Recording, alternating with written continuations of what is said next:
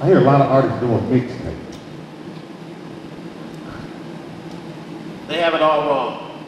Yeah, Let me just tell you, y'all have mixtapes all wrong. Our company was built off of mixtapes.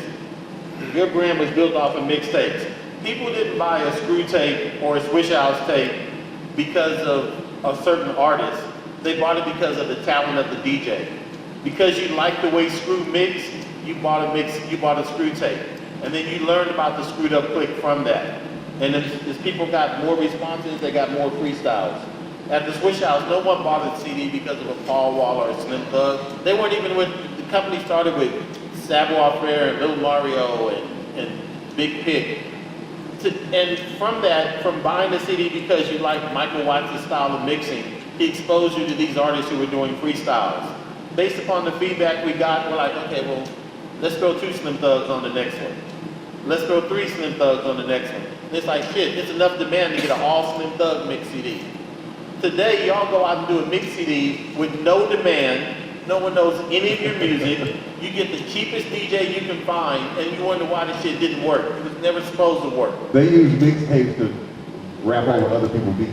Yeah, but the mixtapes that we're selling in Texas, Screw and Swishahouse, Beltway A, DSR, those mixtapes had quality music on it, and they just happened to feature a few records. In Dallas, they just happened to feature a Tum Tum or a Big Tuck. George Lopez didn't know who was going to hit, but as he put out the mixtapes, it's like, hey, I sell more when I put a Tum Tum on it than when I put a Lil Ronnie or Addiction. Maybe it's time to do an all Tum Tum to see how it works. Today, y'all skip all of those steps and come out with I'm nobody with no fan base, no offense. Buy 32 songs from me that you've never heard from. It doesn't work. Today's mixtape is a Spotify or a Pandora playlist. You've got to get on those playlists where people are going to hear the Baby. They're going to hear Kevin Gates. They're going to hear Little Flip, and they happen to see you sandwiched in between. If I was an independent artist and I was going to do a mix CD, I would pay a DJ to put all the hits on there and throw 2 of my tracks on there. Because people might listen to that. They're not going to listen to 16 or 20 tracks from someone they've never heard of. When you walk up to me and say, I got 32 tracks, they all jam, I'm like, you're a lie. You a goddamn lie. Unless you're about to give me Tupac's greatest hits, you are a liar. And I will not take this. That's why mixtapes aren't working for you, because what you're doing is not supposed to work. You're selling an album, but you don't have the courage to stand behind and say, this is an album. You're like, well, this is a mixtape. Stop apologizing for your music. If you bring me something, well, it's not mixed and mastered, and I haven't really got the... Okay, you've given me 3 reasons not to listen to this shit. So I'm going to go with what you've given me. And I'm not going to listen to this. Yep, and one of the biggest misconceptions about mixtapes is a lot of artists feel like, man, if I rap over this beat and I put it out, as long as I don't sell it, I ain't doing nothing wrong. Copyright infringement means when you make a copy of something that's already copyrighted, you have infringed. It don't matter if you give it away for free, if it's a free download, those people can sue you just for making a copy. It's the same as if you copy a Nike shoe and try to sell it, or if you copy a Nike shoe and try to give it away. You have copyright infringed, and usually they don't come after you unless you're making real big noise and it just gets crazy. But some people, they like that. They be like, well, if they sue us later, then hell, at least we got the exposure. So you just got to realize that when you're rapping over these beats, now people, they'll put you in Instagram prison if you, like they had blocked my Instagram for like 3 days, because I was watching a UFC fight. And you know how you be watching something and you film it on the TV? Like, I can't get on my Instagram for 3 days. So you got to be careful, like even when you chilling at home and you showing the award shows, they crack it down on just any copyright live streaming. If you don't own the rights to it, you really shouldn't even be showing it, man. So, but yeah, with mixtapes, you know, it's cool, people do it. I dropped a few, I just dropped all the freestyle part 2. But I do my mixtapes on the original beats now. Like I ain't, like every year I used to drop a mixtape called My B-Day. I stopped doing it like 4 years ago. I mean, you know, you just gotta learn when to do whatever, but they cracking down on rapping over everybody beats, so don't think just because you ain't selling a mixtape, you giving it away, you still copyright infringe, you know, try to stay off their radar because they go try to come get their money. And don't believe that other DJ, don't believe that we drop mixtapes where people are rapping over other people's beats. We put them out through a company called Dubstep. Every producer on our mixtapes gets paid. People like, and then there's also an advantage. Watts has one of the top rated radio shows in Houston. He's about to be syndicated in another top 5 market. A lot of times they're like, hey, look, if you play this song for us, we'll let you get away with that. You're just getting started in your career. You have no leverage. And people are like, well, at least it's good for the exposure. When you owe, record companies are multi-billion-dollar companies. They have people who sit in artists and collect their money. When they are putting liens on your paycheck for the next 20 years and you can't finance your career, it was not worth the exposure. True. Do we have any, let me take a second for any questions. Is there anybody that has a question right now? I have a question. You Go should. ahead. This is the only time you're going to talk to me for free. It is. So, For real? For real, this is the only time you're going to talk to me for free. so do you think it's best to focus on a single or a whole album? Depends on who it is. Every artist who ever got started with a single. From Smokey Robinson to Tupac to Biggie, you have to have something to make people want to hear the rest of your music. Right. And your single doesn't have to be your best song. If you're going into the strip club with a slow beat, what are you doing? Like you have to pick a song that you have the resources to work and work it. Like I hear artists are like, oh, they're playing my song in Alaska. Can you go to Alaska and work it? You got to. That's the thing, and that's the biggest thing. But to answer your question, like it just depends on the artist. You know what I'm saying? Like, you know, some people, you know, they're, you know, full album artists, and then you got some people that they just put out singles and they eat off of that and push them. So, you know, you just got to figure out what artist you want to be. You know, usually people put their singles out and then get the momentum, but it's really no right or wrong way, you know what I'm saying, to do it. But my advice to people that if you know, you put out music and you do your analytics and you see, you know, okay, yeah, they playing my music in Alaska, for example, like Mike said, you know, you spend your money and you do your research, you know, figuring out, you know, who's out there, who playing your stuff, you know, holler at the DJ, you know, offer to come out there, you know, tell them, you know, let's make some plays. And what do you think? Sometimes you got to swallow your pride and not act like you know it all and be like, hey, you playing my record, I appreciate it. Hey, what you think I need to do to come out there and get the record even bigger out there? Then you hear what they got to say and you put your money to the side and you go out there instead of buying a zip, instead of buying a Ferragamo belt, you know what I'm saying? And whatever else habits that, you know, people have, you got to put that shit on the back burner.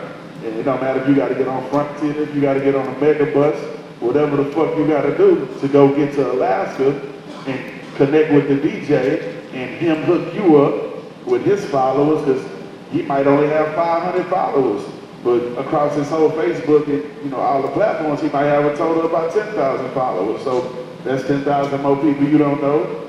You know, take pictures, you get on his live, now you expose. Say your Instagrams and blah, blah, blah, and it just starts with a domino effect. And make sure you take time to get these DJs their drops. You know, a lot of artists, they go to the show, they want to chill in the back, and they don't want to talk to the DJs. You know, DJs want drops and different things, and you know, that shit really matter. You know what I'm saying? So that's my opinion on it. I say if you're an up and coming artist, singles. Like, I concentrate on singles. We can sit back and look at Yellow Bees. And Yellow dropped all these albums, but it took him one single to get him to that next level. No one's talking about everything else he did. He got good views and everything. But that one, what got him that look. So I say it's important to drop singles unless you have that fan base looking for it. But the thing about singles, it's cheaper to work that single and shoot that one video instead of trying to, okay, I'm gonna go ahead and smash the studio, because I just like to sit here and rap. And then you drop it, and once you drop that tape, you done drop that tape. So it's gonna get old to you before it get old to anybody else, because they ain't heard it. It's still new to them. So I would say go with the single, and then on the mixtape deal, if you're gonna go mess with these mixtape sites, have your money right. Go see what they charge. They charging for singles now. They charge for albums now. Just the regular artists, they got a price tag on it. But what that's gonna generate you?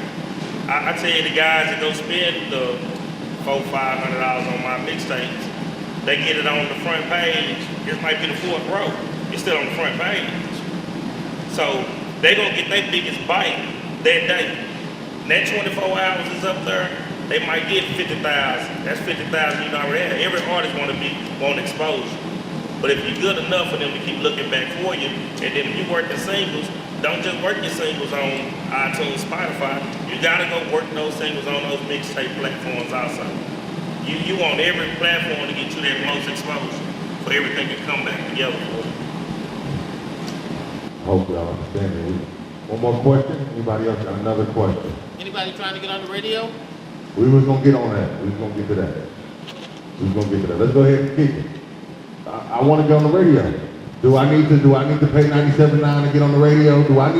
What do I gotta do? I mean, my homeboy, he on the promo team for 97.9, so I should be able to get on the radio, right? So radio budgets start at $5,000. A realistic budget is 15 to 30.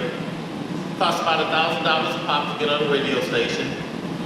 You can't pay a DJ. Every radio station has a program director. He decides who puts stuff on the air, who doesn't put stuff on the air. When you go meet with radio, would you ever go to radio without meeting the program director? If they not there, but if they there, I'm trying to go talk to them. Yeah, I'm gonna go at least speak, and introduce myself and tell them appreciate them, letting me come up there. The program director is the person who decides what goes on the air, when it goes on the air, and how many times it gets spun. Very few DJs actually have the power to play a song without the program director's permission. And when you go to the radio station, very few people are living the lifestyle that you think they are. That's why they're doing hostings in the club. Radio is a cool job, but it's not the most profitable job. Getting on radio is not about good music. It's about hit music. If you have a song that people listen to and they don't turn the dial, they'll play it. And if you have a great song that nobody's ever heard of, so when people listen to it, they go check out the competition, they will not play your song. Radio's not in the business of breaking artists.